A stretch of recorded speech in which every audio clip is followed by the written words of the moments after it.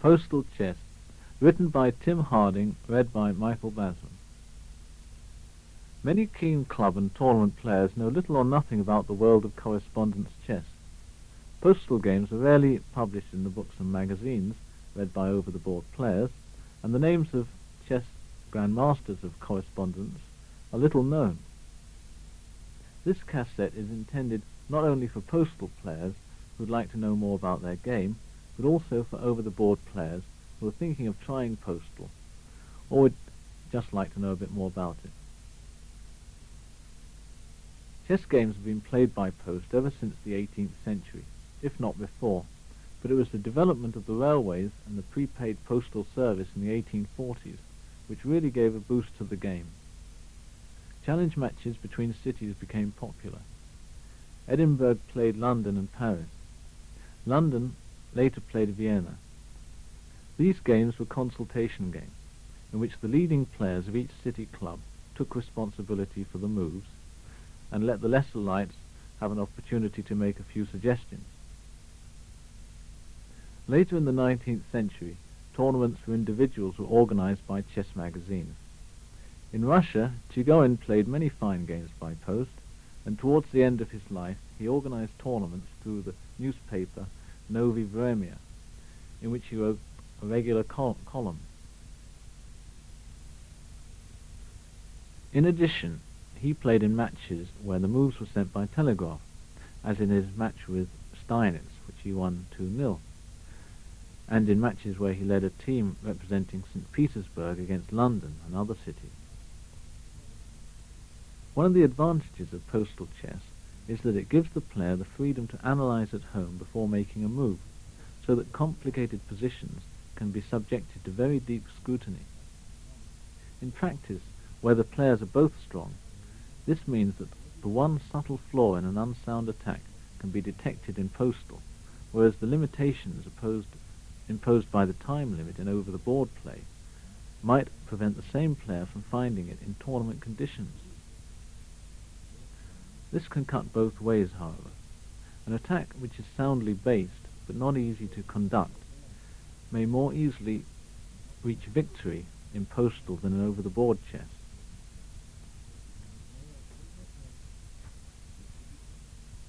First postal game we'll look at is one played by Chigorin himself against Zybin, who was black. If you've got your sets ready, we'll begin. Pawn to king 4, pawn to king 4, pawn to king's bishop 4. The king's gambit. Black pawn takes pawn, and white bishop to queen's bishop 4. King's bishop gambit. Black knight to kb3, hitting the king pawn. White knight to qb3. Black knight to bishop 3. White knight to bishop 3. Black bishop to knight 5.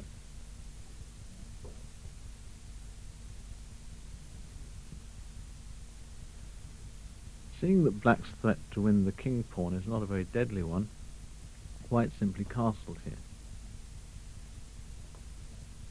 Black moved pawn to queen 3. Now white began to gain tempi with knight to queen 5. Black bishop to knight 5. White pawn to bishop 3.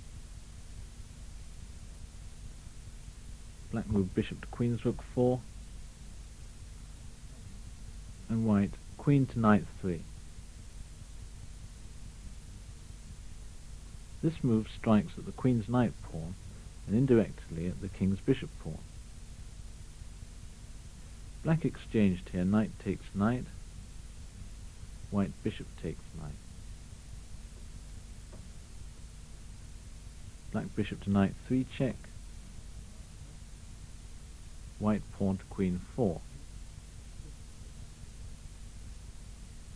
As we can see, black hasn't played the opening at all well, and white set up a perfect centre and is ready to recapture the king's bishop pawn with pressure down the half-open file. So at this stage, black tried to confuse matters by playing knight to rook 4, knight to queen's rook 4, attacking the white queen. White moved bishop takes bishop pawn check, black king to bishop 1, and white queen to queen 5. This is diagram 1 actually.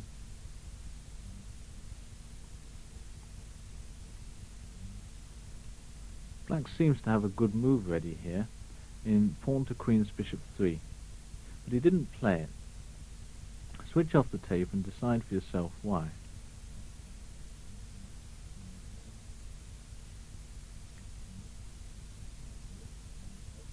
If black plays pawn to bishop 3, white intends to apply queen to king's knight 5.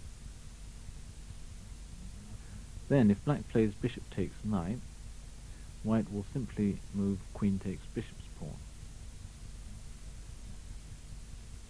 On the other hand, if black plays queen takes queen first, he runs into this line.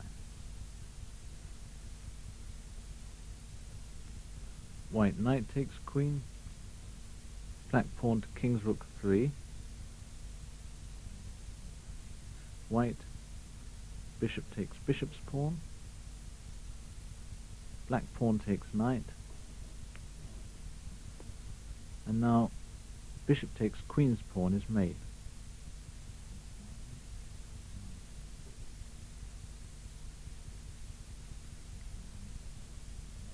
Now if you return to diagram 1, we'll see what black actually replied in answer to white's queen to queen 5. Black chose queen to bishop 3, planning to give up his queen for lots of pieces if white were to play bishop takes bishop's pawn here. But instead, white attacked the offside knight with pawn to queen's knight 4. This retreated with knight to queen's bishop 3. And now white was able to play bishop to rook 5.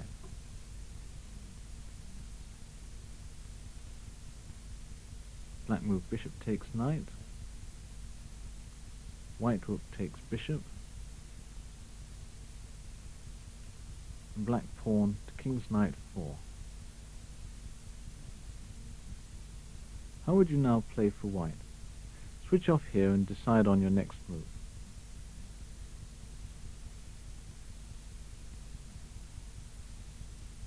White's choice was bishop takes pawn, which caused instant resignation by black. Though white has to give up most of his pieces to win the black queen, his own queen and bishop are quite enough to force a mate against black's bare king. Let's look at a possible line after white's bishop takes pawn. Black pawn takes bishop, white rook takes pawn, black queen takes rook, white rook to kb1, pinning and winning the queen. Black queen takes rook check, white king takes queen. So let's see, black's got 2 rooks and a knight against white's queen, but he is threatened by queen to bishop 7 mate. So to guard against that, he can try knight to queen 1. White moves queen to king's bishop 5 check, black king to knight 1, queen to knight 5 check, king to bishop 1, queen to bishop 6 check, king to knight 1.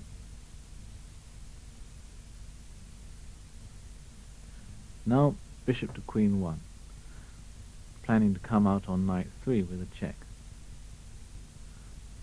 So black moves knight to bishop 2. White still goes bishop to knight 3, and black rook to kb1, and white queen to knight 5, mate. So black saved all his material, but he couldn't take it with him.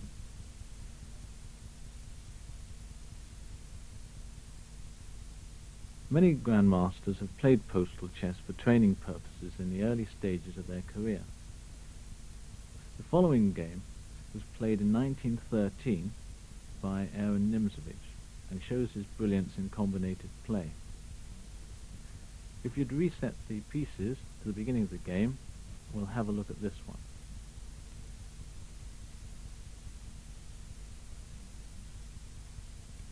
So, game 2, Nimzowitsch.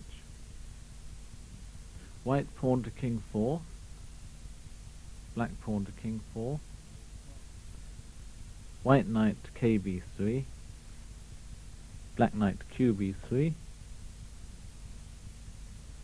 white knight to bishop 3, and black knight to bishop 3. 4 knights game, which isn't played much nowadays, probably because it isn't as ambitious as the reload pets. White now chose bishop to bishop 4, and black did the same. And white played pawn to queen 3, and black pawn to queen 3. The position has now become a Guico pianissimo, thus named because white as yet has not tried to push up his queen pawn to queen 4 to gain space in the centre. This also means it will take longer to find central files for the rooks to work on. Now here white continued to move his minor pieces and played bishop to king's knight 5, pinning the king's knight and threatening knight to queen 5. Black responded with pawn to king's rook 3, white bishop to rook 4, and black pawn to king's knight 4. White bishop to knight 3, that's king's knight vehicle. Since neither side has yet castled on the king's side, these sort of manoeuvres are possible. That is, white can move his bishop to this spot on the king's side, and also black can weaken his king's side position. Now here black would like to play knight to king's rook 4, but that could be answered by knight takes king's pawn, discovering an attack on his knight from the queen.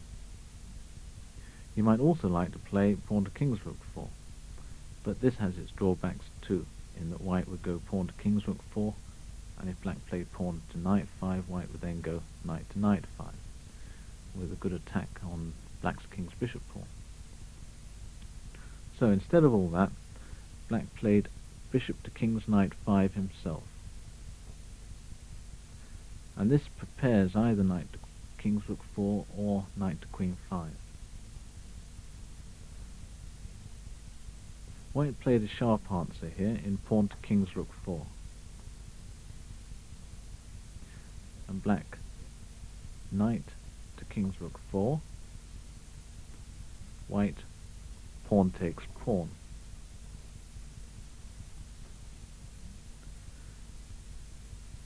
Now at this point black became ambitious. He might have played for safety here with going pawn takes pawn, and then he could have carried on with rook to king's knight 5, rook to king's knight 1, and then he could start to move his knight on rook 4.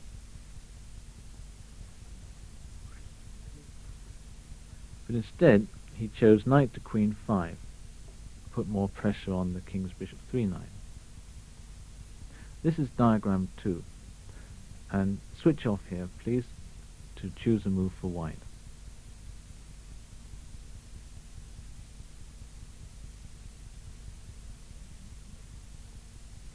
I don't know if you found bishop takes king's pawn. That was the move which was played. The idea is if black captures that bishop, white can play bishop takes pawn check, and then if black plays king takes bishop, white will play knight takes pawn check, picking up black's bishop on king's knight 4. On the other hand, if black declines the second bishop, then white can capture the knight on king's rook 4 and regain his material that way. So, black's actual reply to bishop takes king's pawn from diagram 2 was bishop takes knight, accepting the loss of a pawn or two, but hoping for a bit of counterplay on the black squares. White replied pawn takes bishop, and black played pawn takes bishop. White rook takes knight, getting his piece back and keeping the pin on black's king's rook pawn.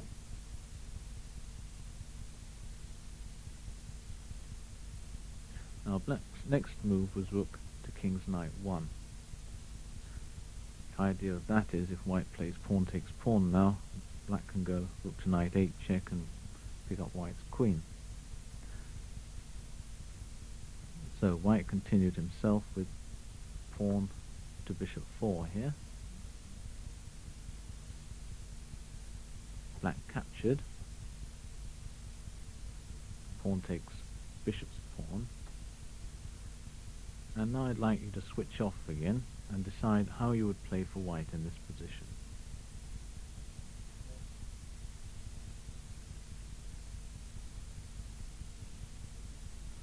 White played actively with queen to knight 4.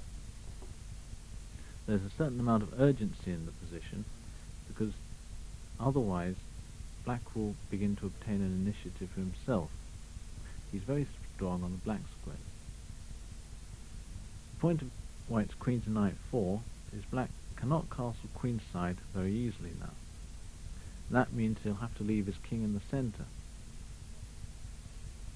while white will be able to put his king into safety. Or if black plays queen to queen 2 here, then white could exchange off queens and get a good ending. Black didn't like any of these alternatives and played knight takes bishop's pawn, a move which white had allowed for. White played king to queen 2 and black knight takes rook. So, what would you play here for white?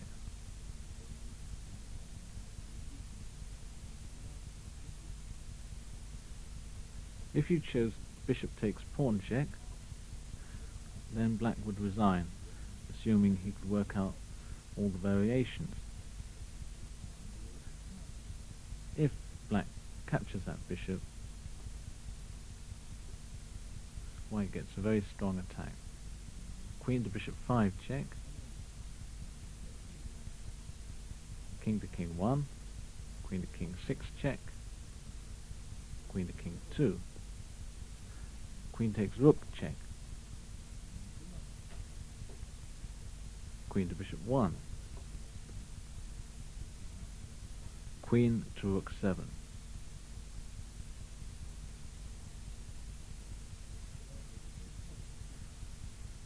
Black's position is very bad here.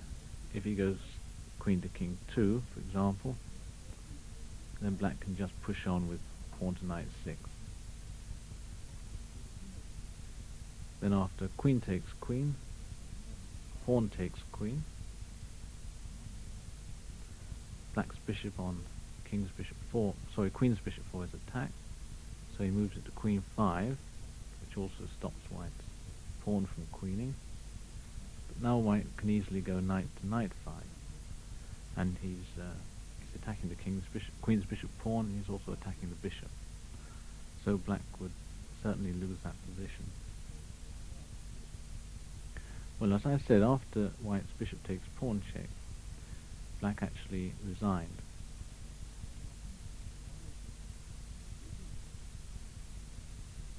In the 1920s, postal chess began to get organized, at least within Europe.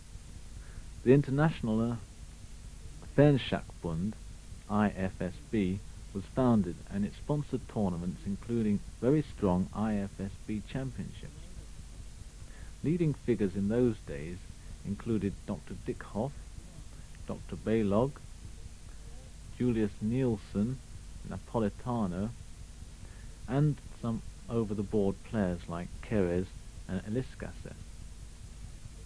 Eventually, Alekhine proposed that a world championship for play by correspondence be instituted, but before this could be taken up, the Second World War broke out. After the war, the IFSB, which had been based in Germany, no longer existed, but postal chess fans among the Allies and neutral countries replaced it with the ICCA, that is, International Correspondence Chess Association. Preliminary tournaments for the first Postal Chess World Championship commenced in 1947. As a result of organizational problems, editorship of the ICCA journal, Mail Chess, passed from England to Yugoslavia. With the readmission of Germany to international sporting events, the ICCA was reconstituted in 1950 as the ICCF, which is now the ruling body for world postal chess. The official organ of the ICCF is the journal Bernschach, published monthly in Hamburg, under the editorship of the ICCF president, Hans Werner von Massau. The ICCF organizes tournaments, European and all-world, for players of all levels, as well as team events and the World Championships. Play in the first World Championship final commenced early in 1950, and the first champion was Cecil Purdy of Australia.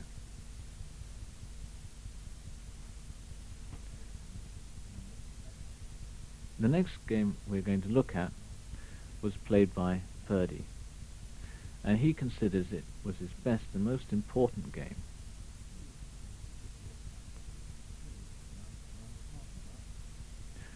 Now we're going over this game, and it's a very long one because I think it tells us a lot about the sort of play which is indulged in postal chess. Now the game began as a king pawn. One pawn to king 4. Black pawn to king 4. White knight to kb3. Black knight to qb3. White bishop to knight 5. This is a Ruy Lopez. Black pawn to queen's rook 3. Bishop to rook 4. And black knight to bishop 3.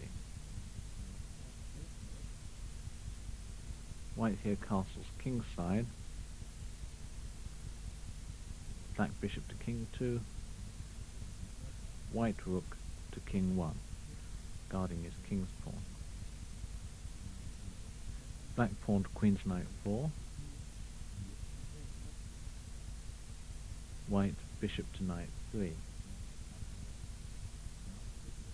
Black castles. White pawn to bishop 3. A trade line of the main line Ruy Lopez is the delaying of development of White's queen's knight, while White sets up his pawn centre with pawn to queen's bishop 3 and pawn to queen 4. This often leaves White dangerously behind in development, though. Well, in this game Black played pawn to queen 3, and now instead of preparing his pawn to queen 4 move with pawn to king's rook 3, which would have stopped a bishop pin, White went straight ahead with pawn to queen 4.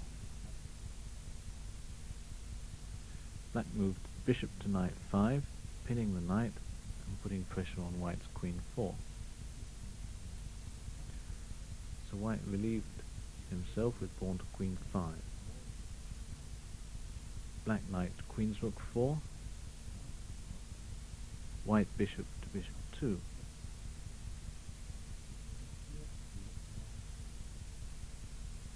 Here Black continued his central pressure with pawn to bishop 3. White pawn takes pawn. Black knight takes bishop's pawn.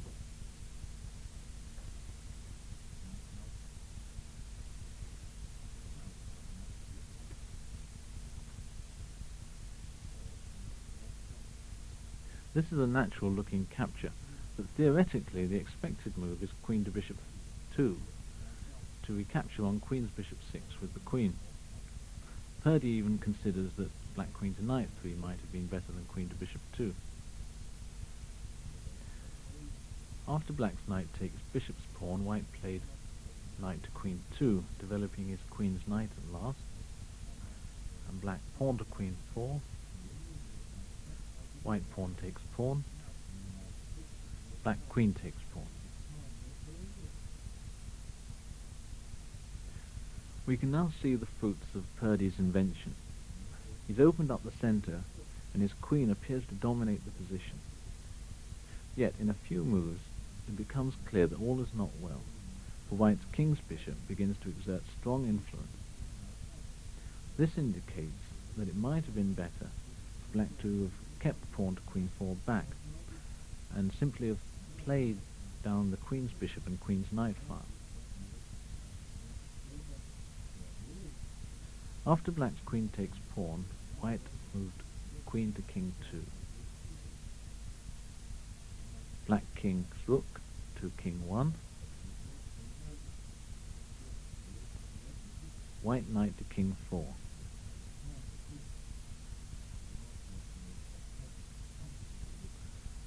Purdy decided here to try and exchange white's king's bishop, so he moved his bishop back to king's rook 4. White played rook to queen 1. Black queen to king 3.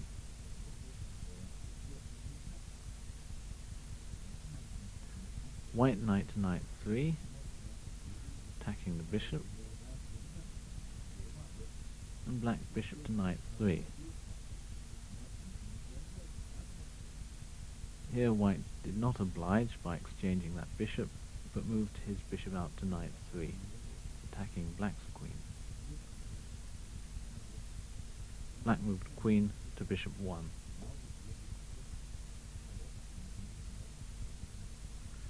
Now, white knight to rook 4, black knight to queen's rook 4, still after white's bishop, of course, but white played knight takes bishop, rook's pawn takes knight, and now he crept back with bishop to bishop 2.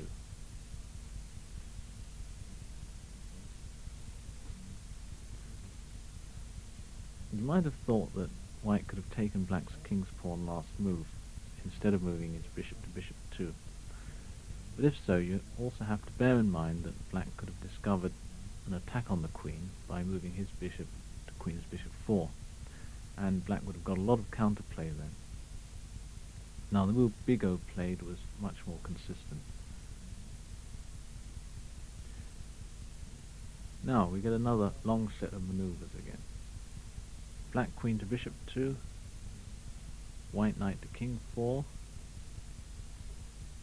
black knight takes knight, white queen takes knight, black queen's rook to queen 1, white rook to king 1, black knight to bishop 5, white queen to king 2, black bishop to bishop 3,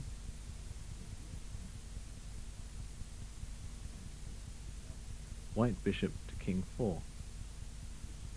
Not sure why he didn't go there in the first place, actually. Black queen to queen 2, white pawn to queen's rook 4, opening up a line for his rook. Black rook to king 3, white pawn takes pawn,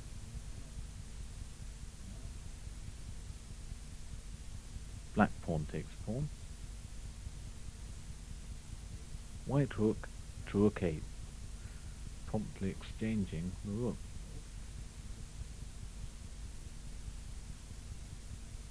The idea of this move is to erode black's control of the queen file, at present his strongest point. and black himself daren't take any active operations, such as advancing his king's bishop pawn, because white's bishops are just waiting in the wings to exploit the weaknesses which would thus arise. So after white's rook to rook 8, black exchanged with rook takes rook, white bishop takes rook, and black rook to queen 3, putting the other rook on the queen file. White moved bishop to king 4. So after 32 moves of moving back and forth, we've reached a position which would probably be adjudicated a draw in a local club match. Material is level, and no one seems to have a decisive positional advantage. However, this is postal chess, and actually black is in great trouble. White's threat is just to continue exchanging the heavy pieces, to play bishop to bishop 2, followed by rook to queen 1, after which the endgame which results, where white has got 2 bishops, and there are pawns on both sides of the board, and moreover, white has a potential passed queen's bishop pawn. Black will have great difficulty in saving that endgame. Purdy therefore decided to defend by original means. He intended to use his knight to plug the queen's file. His next move looks very risky, and probably no master would dare play it over the board. But in a postal game, he was able to calculate very thoroughly indeed, and be fairly sure that there would be no way for white to win the piece. This is diagram 3, and probably after a year or so's play, the game is just beginning. Black played knight to queen 7, white bishop to bishop 2, black rook to queen 4. Awkward, but it guards both the exposed pawns, and the knight at queen 7 stops white's bishop from driving the rook away. Now, pay careful attention to the next few moves, and you'll see just how much analysis flows under each one of them. White is trying to win the knight by attacking it with 3 pieces, rook, bishop, and queen, and black aims to thwart this. After black's rook to queen 4, white moved pawn to bishop 3, black bishop to knight 4, walking into a self-pin,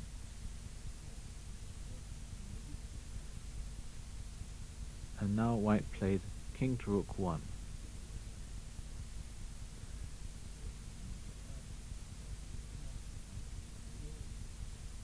Black queen to queen 1, white pawn to king's knight 3. Black bishop to rook 3, white queen to bishop 2. Black king to rook 2, and white rook to king 2. You may have been wondering why that rook never went to queen 1, but there'd always be counter-sacrifices like knight takes bishop's pawn, and the complications would end up with black saving his piece. So the rook had to go to king 2. And now white at last has set a threat up. He intends to play pawn to kb4, cutting black's lifeline and causing the knight to retreat. So the knight did go back. He went to bishop 5, knight to bishop 5. We might ask ourselves here what black has achieved. Well, he still has retained his control of the queen file, and that means the major pieces can stay on. After black's knight to bishop 5, white moved pawn to bishop 4, black exchanged, and white recaptured. Black moved knight to king 4 here. Actually, I quite fancy black's position. I'd have probably have played pawn to kb4 here myself, as I feel that white has overexposed his king. But still, black was after exchanges, and he played this knight to king4 move. White played pawn takes knight, rather than allow the knight in on queen6. And black bishop takes bishop. In the resulting position, white's chances blossom again, as the bishops of opposite colours give him good attacking chances. I'd like you to switch off here and study the position. It's diagram 4 if you want to move any of the pieces around.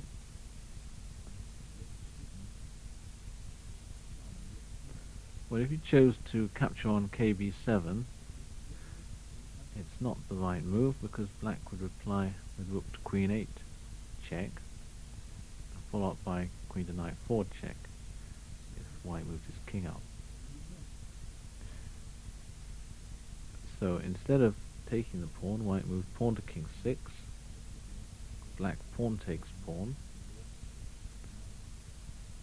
Once again, white didn't capture here on king 6 with the rook, because there's a tactical resource of rook to queen 8 check again, followed by queen to queen 4 check, which would pick up the rook on a king 6. So instead of rook takes king's pawn, white played queen to bishop 3. This gives his white squares much needed protection, and threatens at last to capture on king 6. Continuation here was black queen to queen 2, white queen to rook 3 check, black king to knight 1, white rook takes pawn, black rook to rook 4, white queen went to knight 4. This looks very dangerous, because white is threatening now to play bishop takes knight's pawn. But black had a good answer in queen to knight 2 check. That was what was played, and that killed white's attack, because if white moves his king to knight 1, then rook to knight 4 will pin his queen. In answer to queen to knight 2 check, if white goes rook to king 4, then that's a self-pin. On the other hand, if he goes bishop to king 4, he cuts off other lines of communication, and black can shoot his queen back to king's bishop 2, and then he'll be threatening queen to bishop 1 check. And white can't defend against that threat by either going queen to king 2 or rook to king 1. So, faced with all these various alternatives, white decided to exchange the queens and go off into an endgame where he's a pawn up. And this endgame should actually be a draw.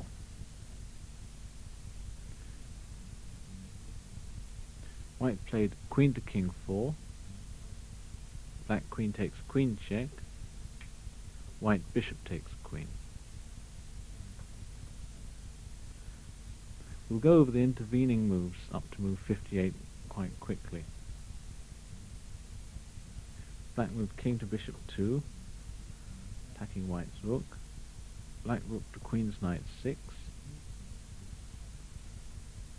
Black king to king 2. White bishop takes pawn, hitting a rook. Black rook to rook 3.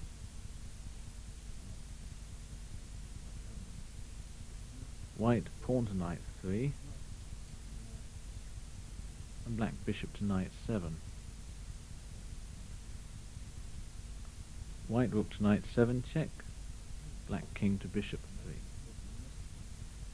White bishop to queen 3, black bishop takes pawn. White rook to knight 6 check, black king to king 2.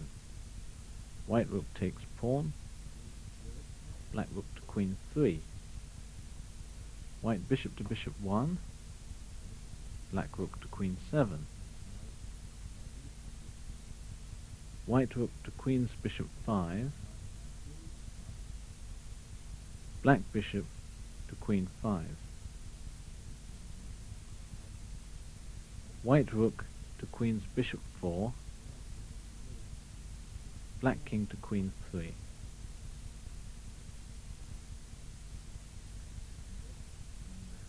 I should interrupt the proceedings now to mention that black actually won this game, due to a mating attack with his king and remaining pieces on the black squares.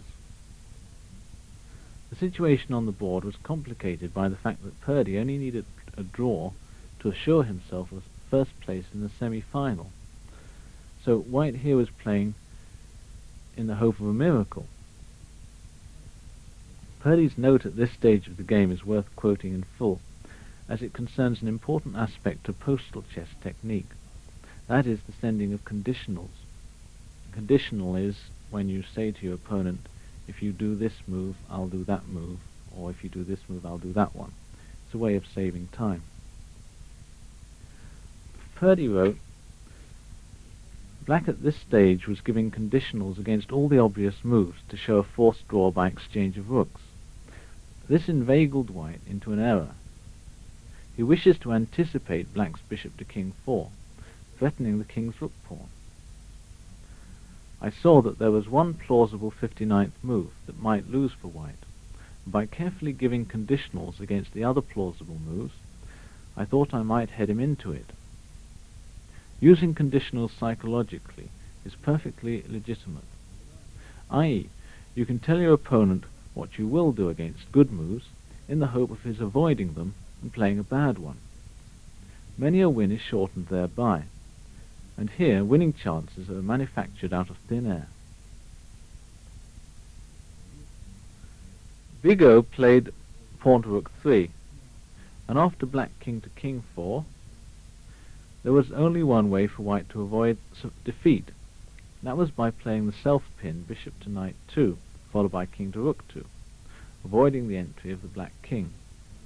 This was too ugly for Bigot, who thought he had found a more elegant drawing method. Bigot played rook to rook 4, white king to bishop 5, black king to bishop 5, and white pawn to knight 4.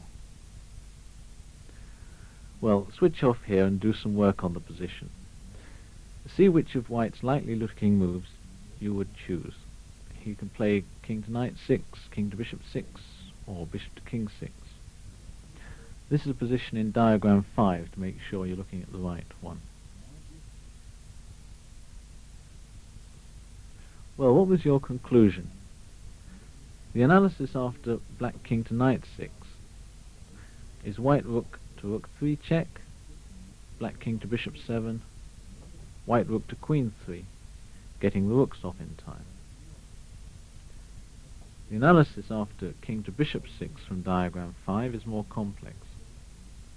King to bishop 6, bishop to knight 2 check, king to bishop 7, rook to rook 5, that's to stop black's bishop going to king 4, black pawn to knight 3, and now white can simply go rook to king's knight 5, and it seems that black can't win the position. So, from diagram 5, black chose a more subtle move. Bishop to king 6, which threatens either or king to knight 6, king to bishop 6. White answered rook to rook 3, black king to bishop 6, white bishop to knight 2 check. Of course, you can't take that bishop because white would counter-sacrifice on the bishop at king 3. So, king to bishop 7, with a threat of rook to queen 8 check. White dropped back with rook to rook 1, black king to knight 6, white rook to king 1, black bishop to queen 5, black rook to queen's knight 1. Last desperate throw. He plans to answer rook takes bishop by rook to knight 3 check. How would you contemptuously refute this move? Switch off here. Black played rook to king 7 and white resigned.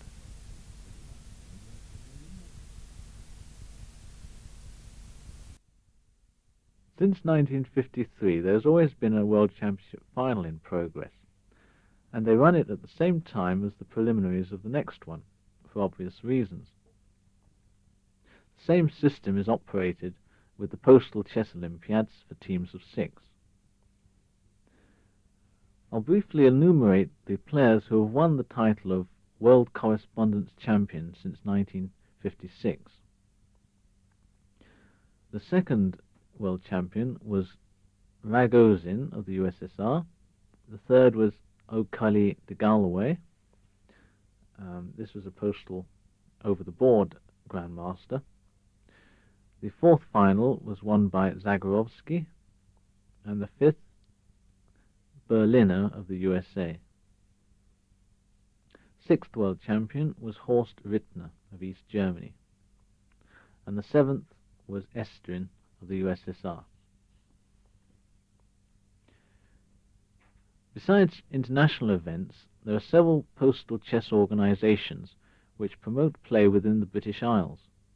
The most important of these are the annual Ward Higgs Jamboree Tournament for county teams and the British Correspondence Chess Championship. The standard in the Premier and candidates groups is quite high, although understandably the very top players do not often take part. They are all engaged in important international events, and the additional load of another tournament is too much for most people. Inevitably, one gives priority to international games and ends up playing the domestic tournament at lightning speed, and thus playing superficially. Postal chess players do not have to rely on their memories for the openings, but they are free to consult books and other chess literature during the game. This means that the average player is able to reach a sound position nearly every time, rather than being caught out early in the opening, as very often happens in over-the-board games. It's another matter whether you should get your friends to help you to analyze your postal games. There isn't really anything to stop you doing so, but it is considered very unethical to use another person's assistance. To do well at international level, or even in the British Championship, it's not enough to parrot the moves of the masters. Top postal players study their openings in detail in order to discover new plans and strong new moves, which can be used to overturn the accepted assessments of variations and so surprise their opponents. Dubious gambits have to be avoided in postal chess, but there's quite a lot to be said for playing non-gambit openings which have not been written about very much. O'Kelly, the over-the-board grandmaster, employed the modern defense to win the World Postal Chess Championship, long before that defense became fashionable. Similarly, Berliner's runaway victory in the fifth championship was based on many new ideas that revived supposedly inferior lines in the King's Indian and the Alekhine defenses. For example, Black against Stern of East Germany. Berliner played pawn to king 4, black knight to kb3, pawn to king 5, knight to queen 4, pawn to queen 4. This is, of course, Alekhine's defense, which has been analyzed on another audio chess cassette. Black played pawn to queen 3, white knight to kb3, and black pawn to king's knight 3. Now, at the time this game was played, white's next move, which was knight to king's knight 5, was considered to be the refutation of black's pawn to king's knight 3 line. The reasoning behind this was that if black played pawn to king's rook 3, white could play knight takes bishop's pawn, followed by up by queen to bishop 3 check, and that would bring the black king into the center. Nowadays, however, Berliner's line is recognized as being very playable. In fact, the refutation of white's knight to knight 5.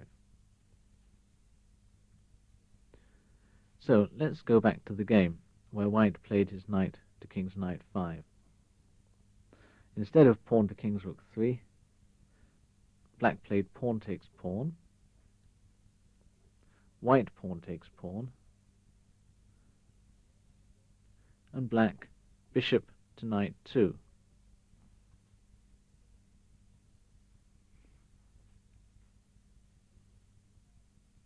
This looks a very bad move, since white can play pawn to queen's bishop 4 here. But after black goes knight to knight 5, white queen takes queen check, black king takes queen, white knight takes bishop's pawn check, black king to king 1, white knight takes rook,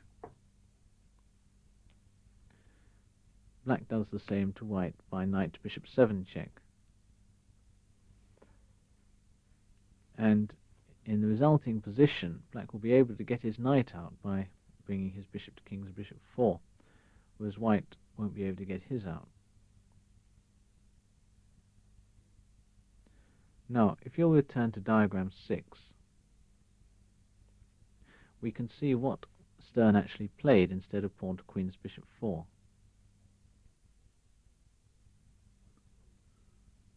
White chose to try and get through on the diagonal leading to black's king's bishop 7 by moving bishop to queen's bishop 4, attacking the knight, of course. Black defended this with pawn to queen's bishop 3. He didn't want to block in his bishop on bishop 1, of course, by playing pawn to king 3. And white's next move was knight to queen's bishop 3, putting more pressure on queen 5. In fact, probably pawn to king 6 was a lot better here. After white's knight to queen's bishop 3, black chose pawn to king's rook 3. And white, rather than retreat ignominiously with this knight, decided to sacrifice it anyway. He played knight takes bishop's pawn. Black king takes knight.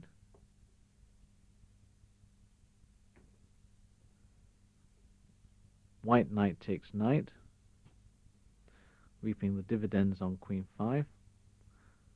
Pawn takes knight. Bishop takes pawn check. Now switch off here and analyze the position. See how you would defend against white's attack.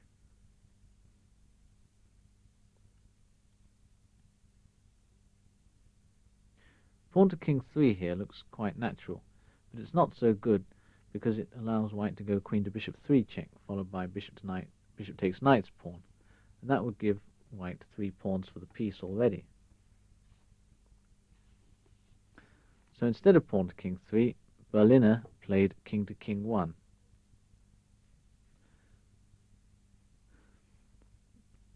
White, having his king's pawn attacked, tried to keep black bottled up and moved pawn to king 6. Game now continued, with black still a piece ahead, of course. Rook to bishop 1. White queen to knight 4, hitting black's king's knight pawn. Black rook to bishop 3. White queen to queen's bishop 4, to defend his bishop and also his king's pawn at the same time.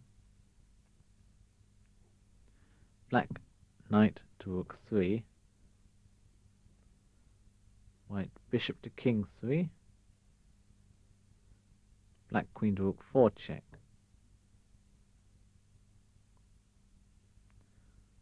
White bishop to queen 2. And black queen to knight 3. This, unfortunately for white, attacks his king's bishop's pawn and also his queen's knight's pawn. So white, not able to defend them both, chose to play bishop to queen's bishop 3 here. How would you now continue for black? Switch off here.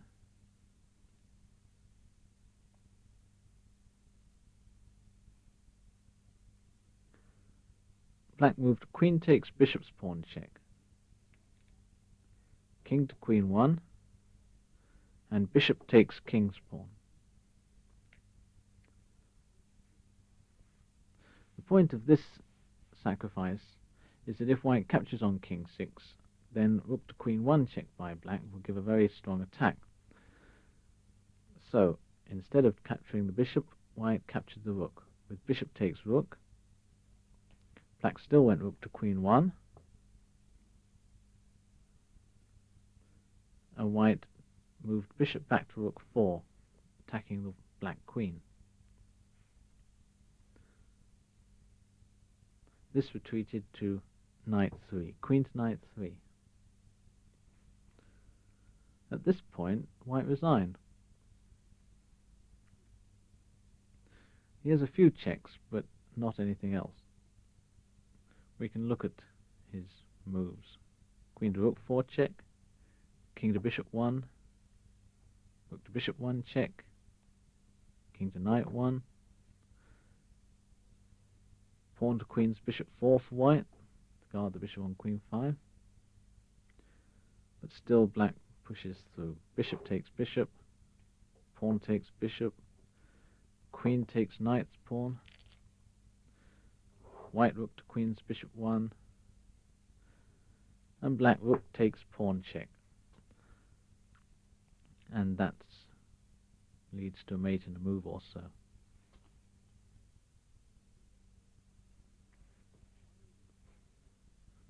While over the board chess has got its own heroes, Korchnoi, Spassky, Petrosian and so on, so has Postal Chess, but they're not very well known outside the correspondence world. One of these is Erik Arnlind of Sweden, a Postal Chess GM. In the Holland-Sweden telex match a year ago, he played board 1 above Ulf Andersson and drew a hard-fought game with Erva. Arnlind won a very strong invitation event organized by the German Postal Chess Federation a few years ago, and is now competing in the 8th World Championship. One discovery he's made has been in a critical line of the Sicilian dragon, which has already notched him up quite a few points without getting into the books. So have your sets ready, and we'll look at this innovation. This begins pawn to king 4, pawn to queen's bishop 4, white knight to kb 3, pawn to queen 3, pawn to queen 4, black captures, white knight takes queen's pawn, black knight to king's bishop 3, attacking the king's pawn, so white defends knight to queen's bishop 3, black pawn to king's knight 3, white bishop to king 3, black bishop to knight 2, white pawn to bishop 3. This is the beginning of the Yugoslav attack, certainly the most dangerous line against the dragon for now 20 years or so. In fact, it almost put the dragon out of business for about 10 years. Now, after white's pawn to bishop 3, black made a move knight to bishop 3. White queen to queen 2. White planning to castle queen side and then launch an attack with his pawns down on the king side. Black castled king side. White bishop to queen's bishop 4. Black bishop to queen 2.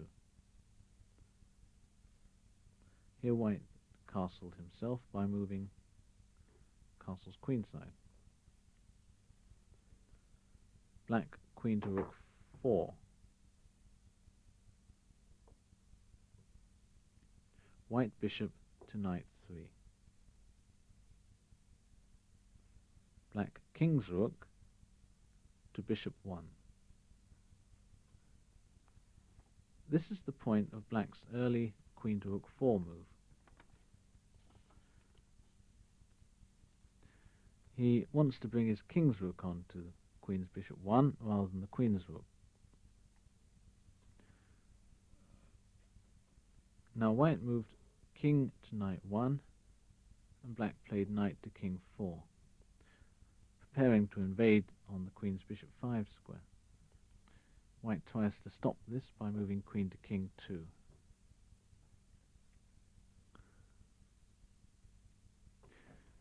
You'll find that in both the books, the main books on the dragon, Boleslavsky and Levy's, the recommended move for black here is pawn to queen's knight 4. It's a pawn sacrifice to open lines up against white's king. White can continue with knight on bishop 3 takes pawn. Black queen's rook to knight 1. White pawn to queen's bishop 4. Black pawn to queen's rook 3.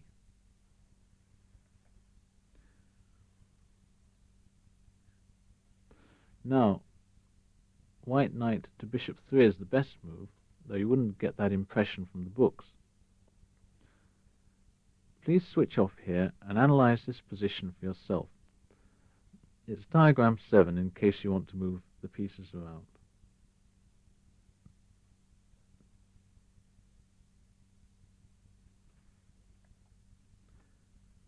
Boleslavsky gives here knight takes bishop's pawn. White bishop takes knight. Black queen takes knight. Very dangerous looking attack by black, I think you'll agree.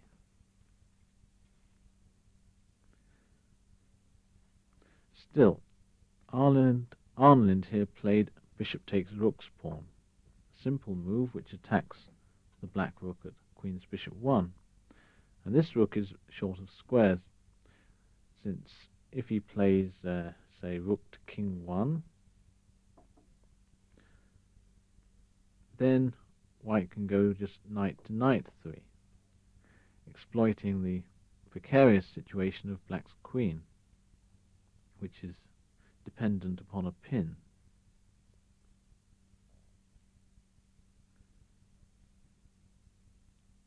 After knight to knight 3, black could move his queen back to knight 5. But then rook to queen 4, and white has got a winning advantage.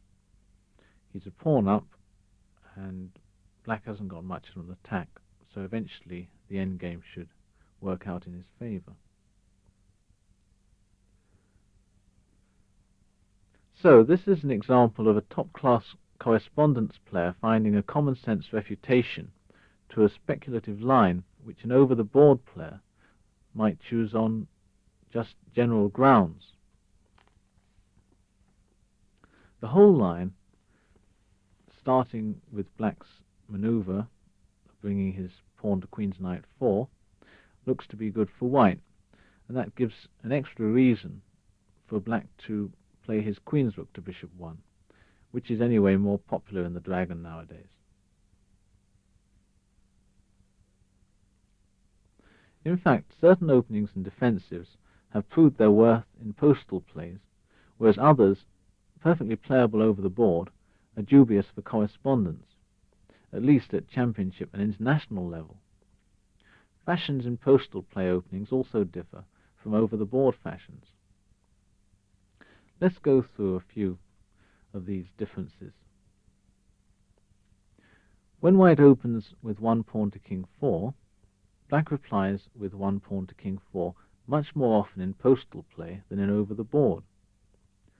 The Sicilian is much less popular in correspondence play, at least at master level. If you play the Sicilian in postal, the dragon is probably the best variation for you, despite this last example. It at least gives you a sporting chance of winning if your library is better than your opponent's. Really, though, double-edged defences like the Sicilian ought to be playable. It's just a question of playing it well enough. With one pawn to king 4, you can often reach a dead-drawn position without doing any original thinking at all. That's why many people choose it. They just rely on their books on the Re Lopez, the King's Gambit, Two Knights Defence, and so on. But the Scotch game and the Bishop's Opening both give a good chance of getting the opponent off his home ground. In a European master group, with white against a Swiss player named Franson, I was able to upset black with a new move suggested by George Botterill in our Batsford book, The Scotch, which had not been published when the game started. Have you your sets ready? The game went pawn to king 4, black pawn to king 4, white knight to kb3, black knight to queen's bishop 3, white pawn to queen 4, pawn takes pawn by black, white knight takes pawn, the Scotch game of course. Black bishop to bishop 4, and white knight to knight 3, retreating with an attack on the bishop. This piece retreated to knight 3. And white played pawn to queen's rook 4, threatening to trap black's bishop with pawn to rook 5. Black ignored this threat and played queen to bishop 3, attacking white's king's bishop's pawn. So white had to defend that, playing queen to king 2. Black king's knight to king 2, white pawn to rook 5,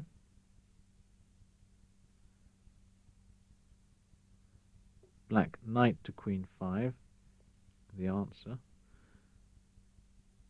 White knight takes knight, black bishop takes knight, pawn to queen's bishop 3,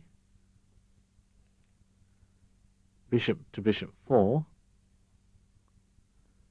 pawn to king 5.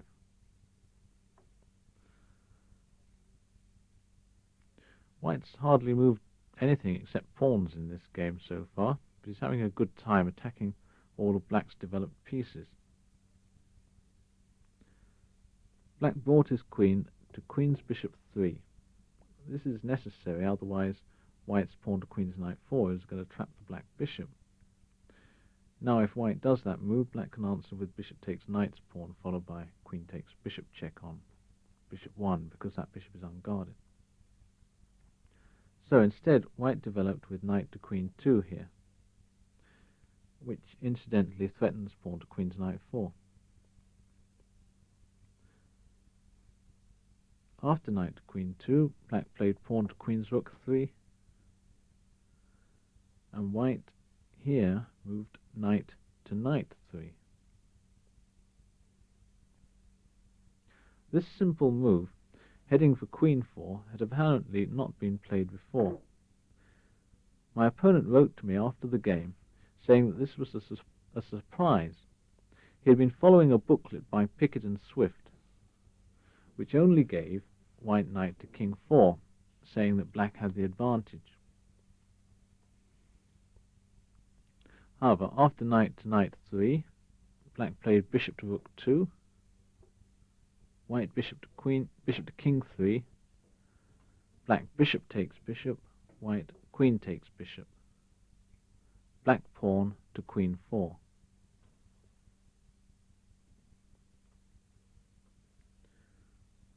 This is a tricky moment, as white must decide whether or not to capture en passant. I decided that this might give a temporary initiative, but there would be insufficient tension in the position, and the symmetrical pawn structure would make it hard to establish any permanent advantage unless black blundered. Therefore, instead of capturing en passant, I played bishop to queen 3, and was rewarded by my opponent replying bishop to bishop 4. Stop the cassette here and have a look.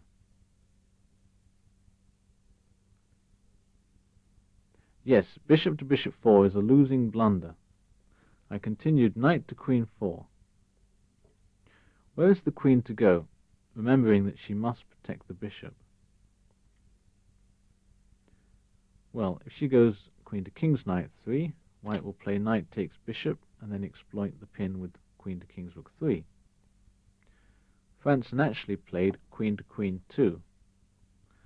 But after knight takes bishop, knight takes knight, pawn to king 6, he had to resign as he's losing a piece.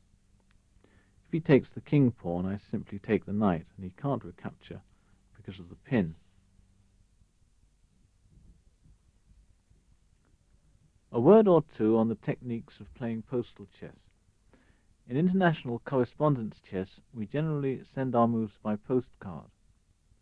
It's possible to buy special cards which are printed in several languages for ease of communication. In British tournaments, most people send a score sheet back and forth, or maybe a scorecard. But if either player wishes to insist on the postcard method, he can do so. Whether or not you use the score sheet method, you should keep a book or a loose leaf file in which you record all the details of your games, all the moves, the dates sent and received, and accumulated time, the addresses of the opponents, and the address of the tournament director. In addition, I keep all my positions permanently set up in a cardboard Portland set, actually on many cardboard Portland sets, to save time. But it's advisable to play through the whole game now and then to make sure you have the right position. This partly depends on the frequency with which moves come back. In a domestic tournament, the moves come back once or twice a week. With a West European opponent, once a week, or 10 days, or more. With a Russian or an American, it can be a month or more between moves, so it's harder to remember what you're thinking about.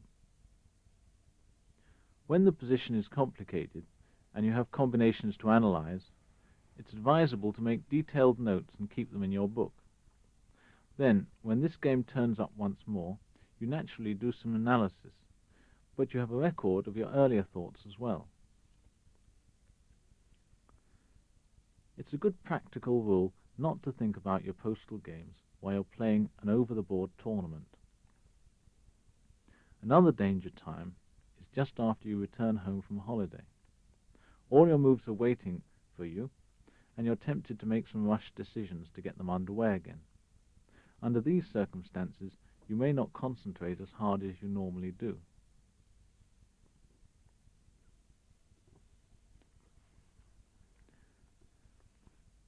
I'd like to show you now a postal chess classic. White was Udovich from the Soviet Union, and black was Arnlind of Sweden, who we've mentioned before. This was the deciding game in the Jubilee tournament organized a few years ago by the German Postal Chess Federation. Arnlind was black. It was a King's Indian defense, which defense Udovich wrote a book about 10 years ago, which Fischer criticized.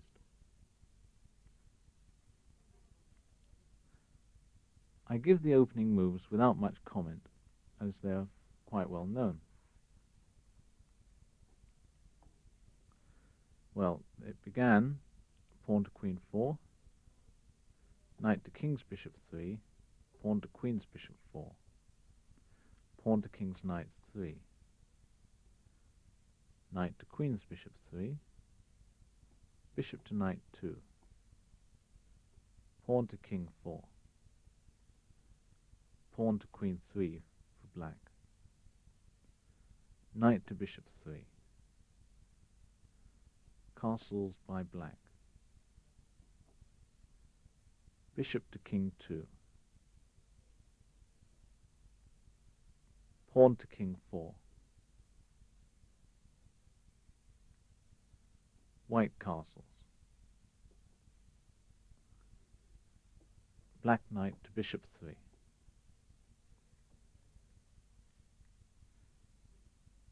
white pawn to queen 5, knight to king 2, knight to king 1. Black knight to queen 2. Knight to queen 3.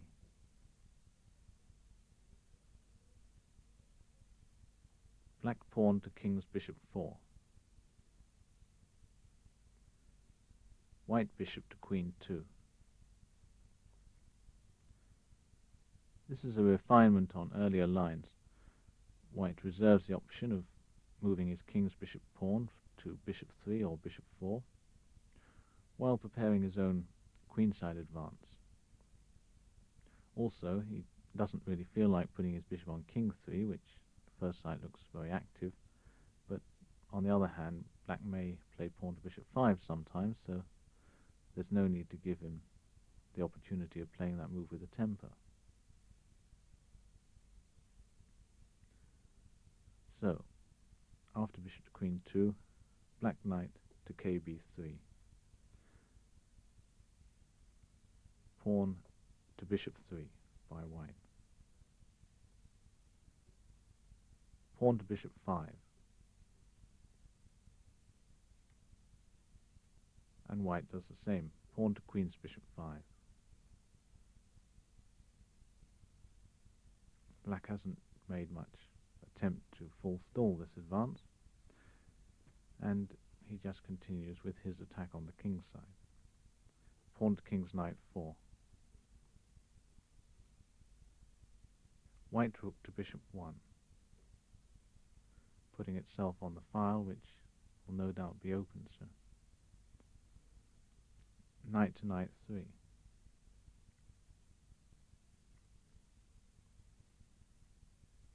Here white played knight to knight 5. Possibly a mistake. May have been too subtle. Instead, perhaps white should have exchanged the pawns and then gone knight to knight 5, with the idea of playing it to bishop 7 and later to king 6. If a knight ever did get to king 6, black would have to play bishop takes knight, and then white could attack on the queen's file. Instead, with the move played, knight to knight 5, instead of an immediate pawn takes pawn, white's intention is to bring the knight round to attack some weakened black squares, like queen's knight 3 and queen's rook 4.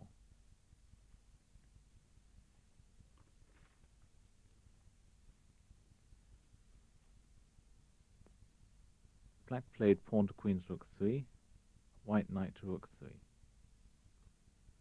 Pawn to knight 5. White exchanged, pawn takes queen's pawn. Black pawn takes queen's pawn.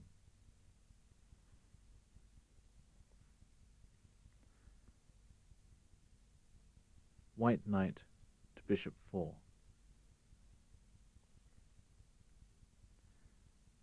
You'll notice here that white could not naturally have played pawn takes knight's pawn because of black's reply in capturing the king pawn. So white has gone knight to bishop 4, and I'd like you to switch off here and decide on a move for black. This is diagram 8.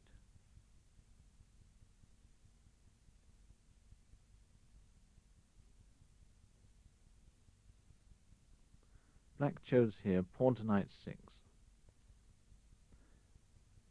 He's relying on the fact that white cannot block the position with pawn to king's rook 3 because of the sacrifice of bishop takes pawn. Then if white goes bishop to rook 5, black could go queen to king 2, white pawn takes bishop, black queen to queen 2. He's able to move it now and not fear the fault by knight to knight 6 because, of course, he's attacking white's king's rook pawn. White might defend by king to knight 2, but then knight to rook 5 check, and white will no doubt get mated in a couple of moves. See how horribly stranded white's king is in this position. Now if you moved any pieces there, I'd like you to return to diagram 8.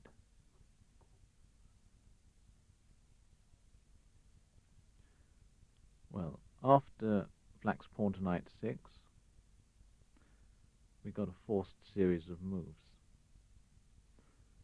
White continuing his advance on the queen's side, and black trying to make progress on the king's. White bishop to rook 5, black pawn takes pawn check, white king takes pawn, black queen to king 2,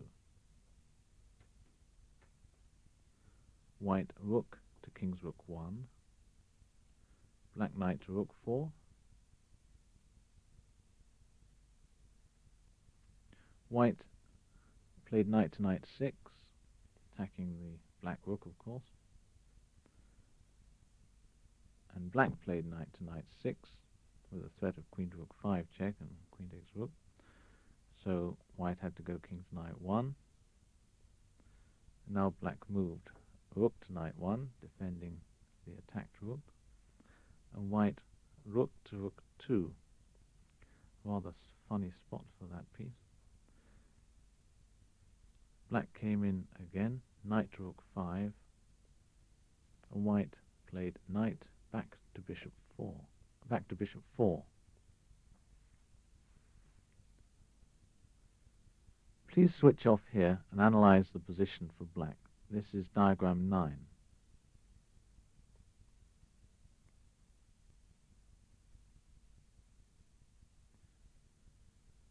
Well, this position is actually a crisis one for black, because if he tries the obvious pawn to queen's knight 4, then white will play knight takes queen's pawn, follow up by bishop to bishop 7, winning a certain amount of material. And he needn't even follow up by bishop to bishop 7. He can even play knight takes queen's pawn, and if queen takes knight, he can play rook takes knight. So I think that shows that there are certain tactics in the position which may not necessarily favor black. Well, after 7 days of thought, Arnlind came out with a good move. He played knight on rook 5 to bishop 4, beginning a real combinative struggle. White can't allow this knight to come in on king 6 or queen 5, so he has to take it. He plays pawn takes knight, black pawn to knight 4, white knight takes queen's pawn, as planned, and forced actually, because otherwise queen to rook 2 check is going to be very strong.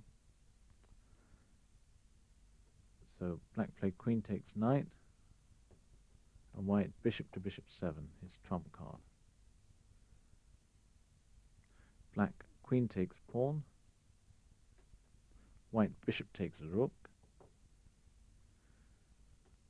Black continues merrily with bishop takes pawn.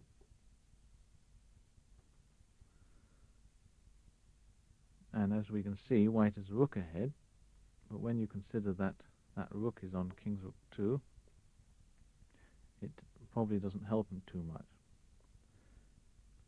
White played here bishop to rook 7, which controls a very sensitive diagonal leading to his king. Black increased the pressure with rook to queen 1, and white knight to bishop 2, hoping to exchange queens. Black retreated with a discovery, black queen to rook 1, and white queen to knight 3 check. Black king to rook 1. Well, unfortunately here white's got 2 bishops en prise, and he has to jettison one of them. He chose to give up the one on king 2. He played rook to bishop 7. Black knight takes bishop check, black king to bishop 1, black knight to knight 6 check, white king to king 1. This position is diagram 10.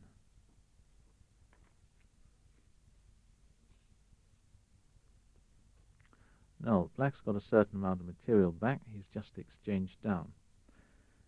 On the other hand, white has got some play. He has a threat of queen to bishop 7. You might have thought that white should have moved his king to knight 1 last move in order to take a perpetual check, but black wouldn't necessarily take the perpetual check. He could play something like rook to queen 4, blocking white's move, queen to bishop 7, and then he'd be threatening something like queen to queen 1. Now, if you have the position in diagram 10, I'd like you to analyze it and see if you can find a nice reply for black.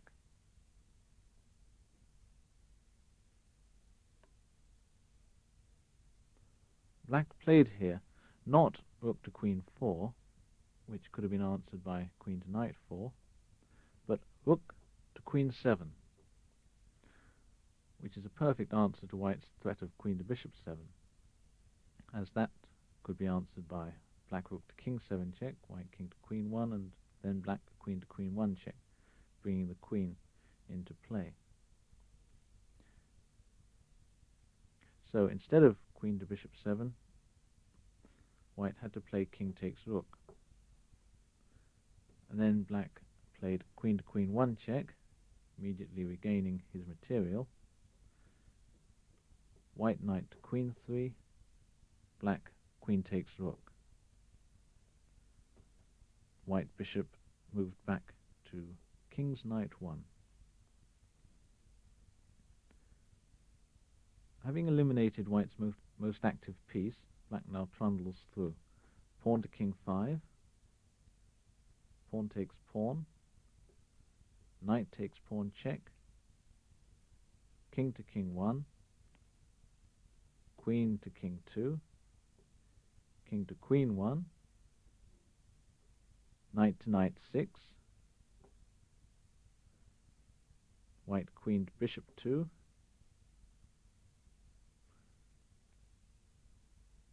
black queen to queen 1, surprising there, white king to queen 2, black knight to bishop 8 check, white king to king 2, black knight takes rook, white bishop takes knight, black queen to king 2 check, and here white resigned. He's a mere pawn down in the position, but his king will get mated after queen to king 6.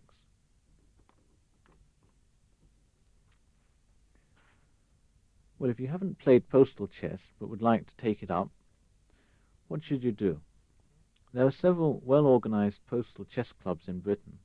The one I am a member of is the British Correspondence Chess Association, and their address is in the brochure that accompanies this booklet. Most of their tournaments start in September or October, but through the BCCA you can enter the international events for players of all standards which are organized by the ICCF. You could also join the Postal Chess Club, organized by Chess Sutton Coldfield. These organize tournaments all the year round, but unlike the BCCA, do not have a club magazine free to members. Final word, don't be put off by the perfect examples of chess you've seen in this cassette. You can have a lot of fun at postal chess, whatever your level of play, from a grandmaster down to a rabbit.